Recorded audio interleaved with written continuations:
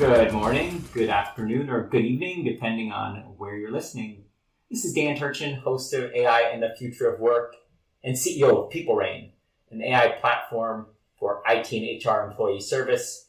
If you enjoy the podcast, and I hope you do, subscribe to our newsletter. It's at peoplerain.io/podcast.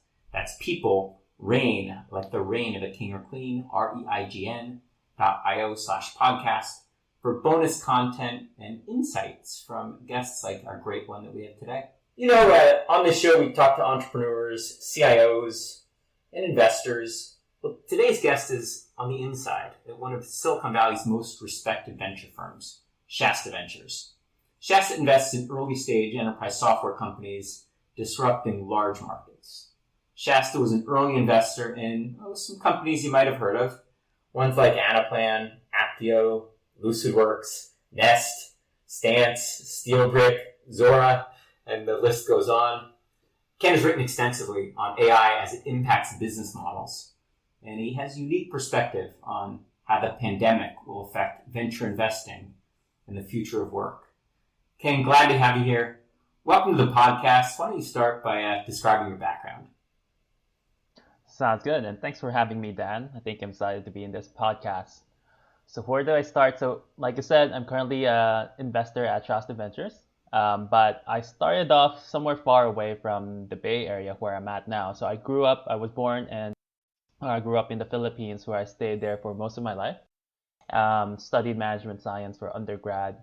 But my first job out of undergrad was actually helping banks make sure that their lending models are right, and actually sometimes help them build the models as well. So as we think about, future of work, there's a lot of decisions that are now being determined by these models. And I think it has colored a lot of how I think about what markets are exciting as well. So did that a couple of years before moving on to do investment banking across Asia. And then spent about a year traveling around the world. A lot of that is backpacking in the US, which was a great time. And then spent some time during that year just upskilling myself with data science as well. So did one of those data science boot camps before heading off to business school. And it was in business school where I really fell in love with venture. So I got a chance to work with Shasta Ventures as an intern. So spent several months there before I got to know what it's like to be a VC, and then found the lucky opportunity to just join them after graduation, and have been doing and loving it ever since. Well, here we sit in June 2020. We're recording this, and over the last 90 plus days, a lot of us have shifted our thoughts. Our thoughts on the future of work have evolved. How would you say your perspective on the future of work has changed over the past few months? I think it has changed a lot. I think it's tricky to distill any conclusions. I think we're all still in the middle of it, trying to figure it out. Sometimes I go down rabbit holes of train of thoughts about where it'll go. But I think some things are clear. I think one is we realize how ubiquitous remote work or hybrid work already is even before pandemic. It's just now we realize we're doing it because it's now in public consciousness. I think second is that it'll accelerate that trend because a lot of people who don't like remote work are forced to try it. So it opens up their mind to maybe we could spend 3 days of work in the office instead. So as we move towards that, that's the first direct implication, and started thinking about, okay, what are the second order impacts or third order impacts, right?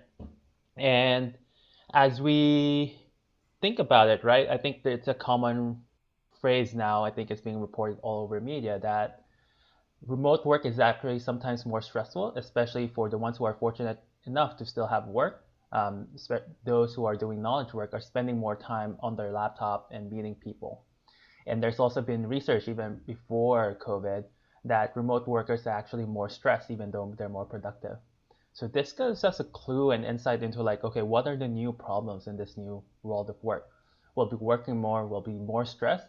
So mental health will be an issue, or an even bigger issue right now. And so I do think that there's some exciting opportunities. There are some startups doing it, trying to tackle the problem of how do we make sure that everyone's mental health is okay. And then there's also companies who are now trying to tackle How do managers make sure that their employees are okay, that their mental health are okay? So we see it from different angles, and I think those are one of those problems. And then I'm not sure how you think about it, but there's just so many ways they can turn out, right? Like everyone's more remote. What happens to corporate offices? Is it going to be community playgrounds now? How does that shape the future of the city? What that looks like? So it's a lot of exciting stuff, but I think that's how it has changed, and it's still changing. And I expect it to change over the next 6 to 12 months as we figure out what works for us. Now you're in the catbird seat, being at Shasta and hearing a lot of the most interesting, innovative pitches before the rest of the world is exposed to them. Give us one example of a pitch you've heard recently that kind of opened your eyes to what might be ahead in terms of the future of work. I think one is that met them quite recently. It is a chat-based or mostly Slack-based app to handle all HR admin stuff, right? As we all do more remote work, a lot of our work will be done through chat or email. And for a lot of SMBs, so they're targeting SMBs, a lot of SMBs sometimes just use Slack to do everything, to communicate, to send over files and stuff. And so the startup had the brilliant idea, why not do all the admin via chat, right? Instead of having a separate system to record employer profile and upload the vacation request form. We can just do it in easily in one line over Slack. And that just is kind of innovative in the sense that it is very conscious of how everyone's changing to a more, I guess, Slack-based, for lack of a better word, Slack-based type of work. That is an exciting company. Great example. So you've written about the importance of AI explainability as we interact with more kind of, call them AI-first technologies. Explain to our listeners, what in your words is AI explainability? That's a great question, and I think it's great because it's so tough to explain it. So I think first is like, there's two words to there, right? Like first, what is even AI? And I think that's itself is a tricky question because I think what AI is broadly is just any artificial system that mimics human thought or action. So we need to narrow that down, and I think the way to narrow it down is to think like, okay, what type of AI is popular in a particular, period of time. And when it was first started, AI coined, the popular type of AI was rules about symbolic systems, if-then type of AI. But now what's popular and what's really powering a lot of the innovation is machine learning, which is a subset of AI. And the defining characteristic of it is that tons of data and the AI model just figures out complex patterns for it. So I think that is the frame at which we should look at it. Like, this is the type of AI that we need to explain. Because before, it's much more, when we look at symbolic AI, it's easier to explain because it's all about logic, and I think we're more hardwired to logic as humans. But now, when it's trying to infer complex pattern from millions of data points, that's not something we as humans are wired to do. So we need explainability to really distill down into simple sentences and simple explanations what those models do. And I think also another dimension to think about it, AI explainability really comes to front as a problem when it comes to dealing with actual solutions and services, right? Because once we build the solutions and services, we have these different stakeholders that touches that solution. You have the engineers who build it, you have the business decision makers who use it, you have us as end consumers who deal with the consequences of it, you have the regulators who actually need to manage this. So what AI explainability means depends on exactly whose perspective, who's the persona that's trying to understand what that AI is. Well, we can go through each of them, but for example, for the engineer who built the systems, what they want to know, okay, like what should I do with the model to increase its accuracy? Why is it making these types of decisions? And then from a end user perspective, going back to my roots of building lending models, us as recipients of the loan, what we want to know if we didn't get approved, why, right? So we can take actions on it. For example, if we got denied the loan because our current income is too low, or our savings accounts are too low, or it's because our credit score is too low for whatever reason, we can take action on it. We don't necessarily need to know what model they use. We just need to know what factors we need to change so that we can get our loan approved. And for the regulators, it's about making sure there's no bias in the model, right? You don't discriminate between races or gender. Bias in AI algorithms is always a hot topic in our community.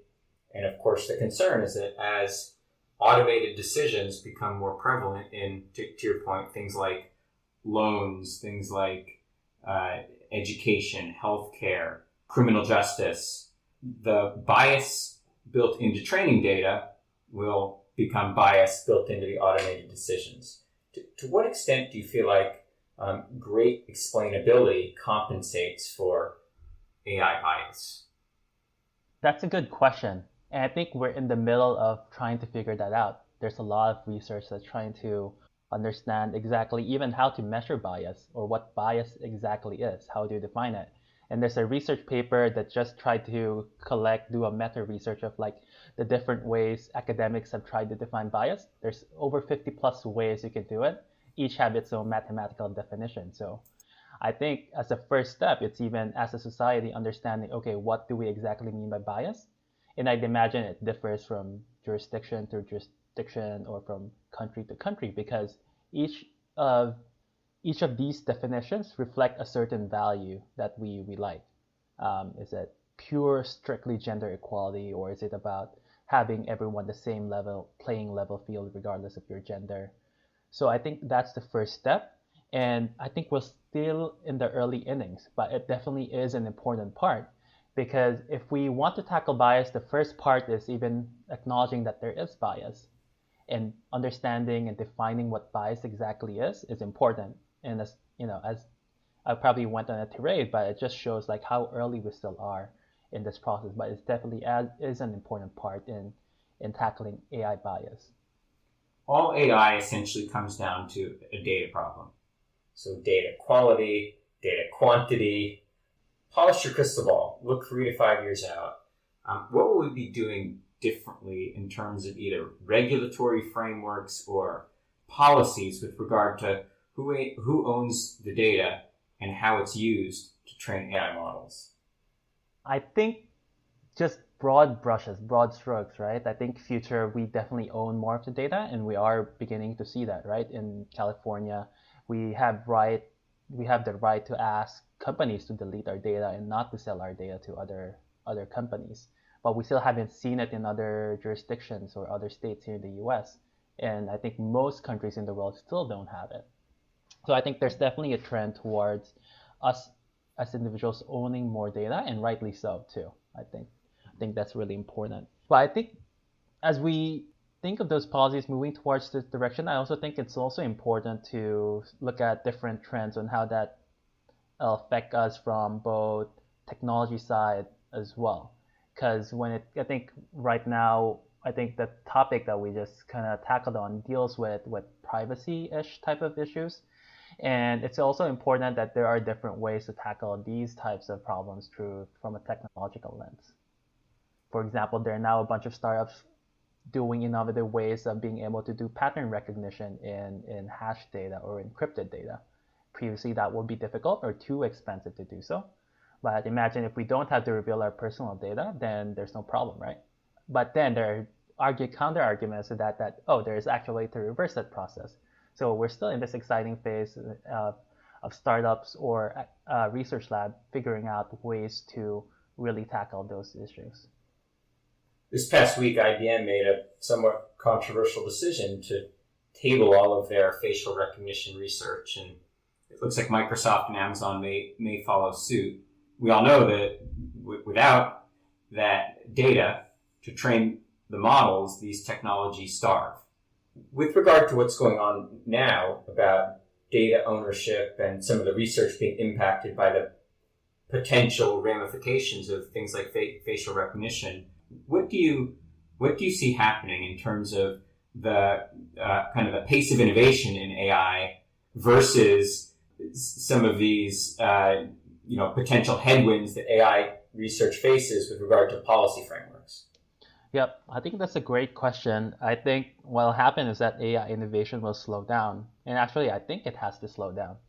Because as it affects more of our lives, we need to be not only as the developers of these systems, but also as, for example, in my situation as investors, we should be more conscious of how these applications or companies affect everyone.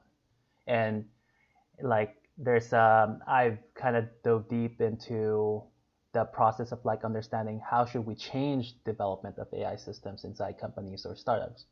And what I really want to see in teams, AI teams, is that when they develop these systems, they need to be conscious of like the different types of privacy risk or bias risk as they develop these systems. And that in effect will just necessarily slow down the process. Is that bad? It depends on what perspective, right? It's going to be slower, but overall, is it worse?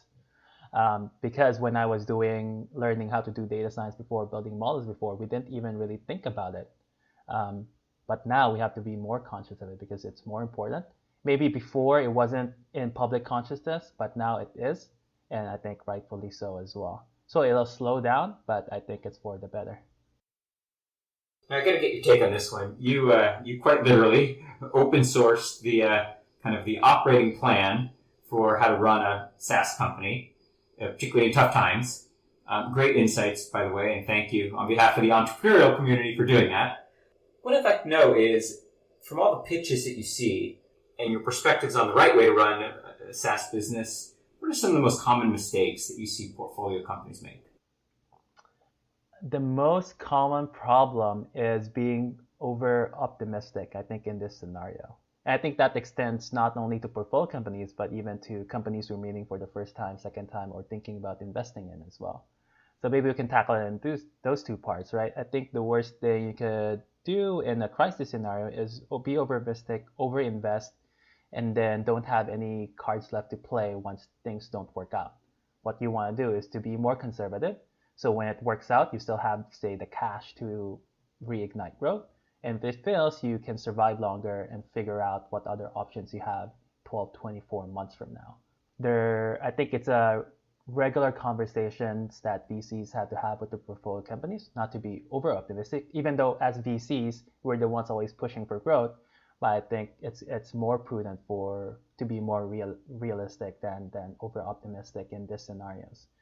And when it comes to pitches, maybe this is a side topic, is that it kind of carries on to pitches as well, wherein we don't want over optimism in the sense that it already crosses the boundary of maybe arrogance, for lack of a better word, wherein they say that we're the best company, even though we often as VCs get cold emails saying that we are the best company, that will be number one. I think as VCs, we're more attuned to the fact that having seen in so many companies that being number one is really, really tough. And second is that in any new category, there's probably dozens of companies already in that space, and that we probably talk to. So I think being overconfident is probably a common trait that leads to lots of problems down the road, where that's failure in us investing in them, or when we invested in them, maybe operationally it's going to be hard for them to come out through tough times. This is an example of the pitch that stands out in your mind as being exceptional, whether or not you invested. Just something that stands out in your mind as you're watching the entrepreneur and you just said, "Wow."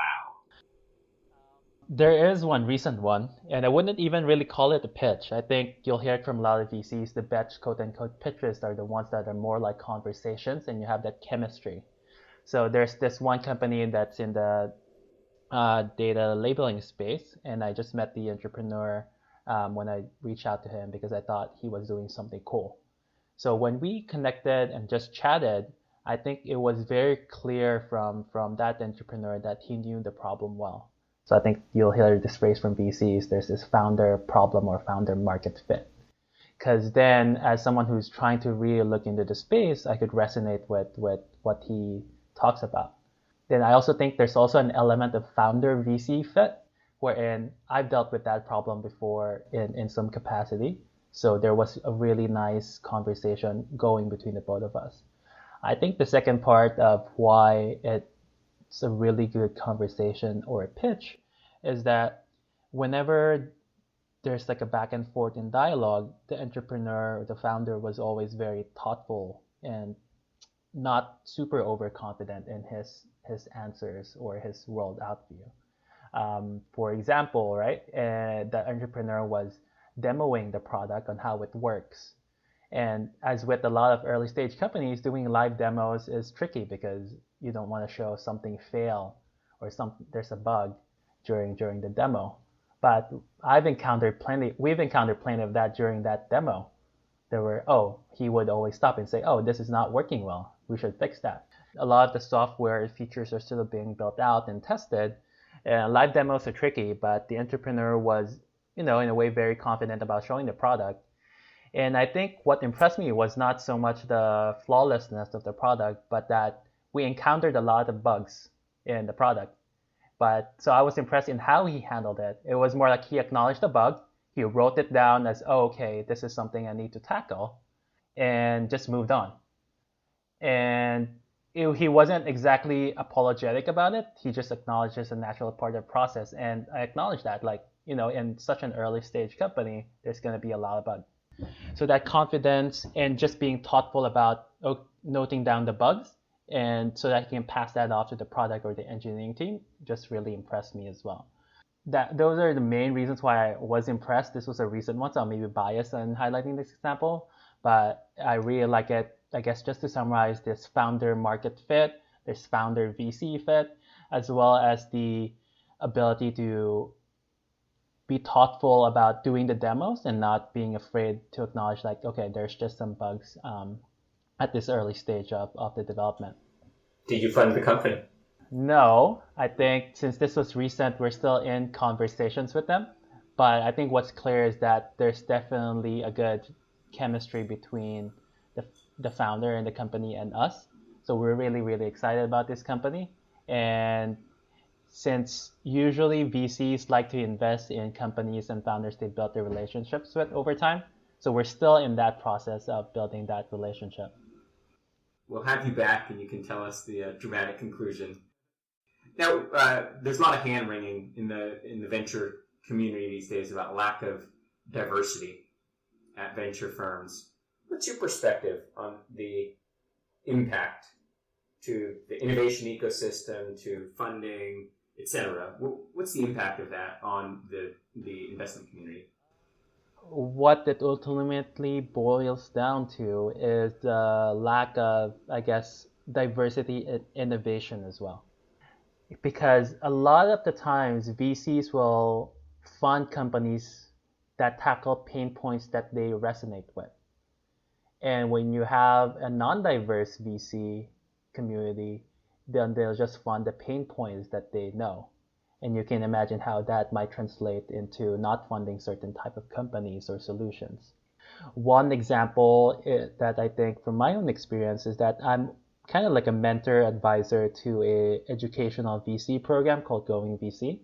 And as part of the program, I kind of help mentor people who bring in deals and help them think through and assess those opportunities.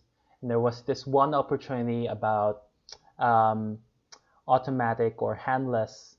I think this is one good example of lack of diversity. Is that I don't know if handless milk pumps, breast milk pumps, right? And it's a problem that I know is a problem and it's a hard thing for mothers. But as a man, young man, unmarried man, it's not a problem that I exactly resonate with. And very fortunate to have women on that group as well that I help mentor. So I would look to their advice to understand how big of a pain point that is. And you can imagine if there's no women, there's no reference for me to understand exactly what that pain point is and how big of a problem that is. But by having, women on the board, we decided to, push it through the next step of IC. And you can kind of see, stepping back, how that kind of expands into the broader VC community. If there's no women, lack of mental and experiential diversity, how only a narrow set of innovations will get funded and seen through. Good example. Ken, we're almost out of time, but I got to get this one last question in. I'm curious. You mentioned that you did some backpacking around the States. How has that impacted the rest of your career, or maybe even your perspectives as a venture investor? I think the number one impact is being comfortable and just Okay, let me take a step. It's being open to both experiences and just talking to people. Right, in backpacking, I think the nature of it is that you just don't know where you're going until maybe the next 6 hours or next 24 hours, and you don't know who you will be talking to. And I think in the VC world, a lot of it is like that. You just don't know who you'll meet, who you'll be friend with, who you'll grab coffee with. And then later on in life, you don't know if that'll turn out into a partnership or collaboration, right?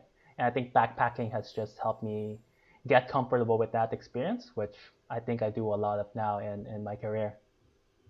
Good insights. Kenn, it's been such a pleasure. Feels like we're just getting started. But like I said, maybe you'll come back and we can talk about how some of this all plays out. That work for you? Yep, awesome. I'm happy to be back, and thanks for having me today. Good. Well, great having Kenn on the show from Shasta Ventures. If you like the episode and you're interested in future episodes, go ahead and sign up for the newsletter. You'll get additional insights from guests like Kenn and some bonus content. peoplereign.io/podcast. People reign, like the reign of a king or queen. .io/podcast. Thanks to Kenn and thanks to everyone for listening.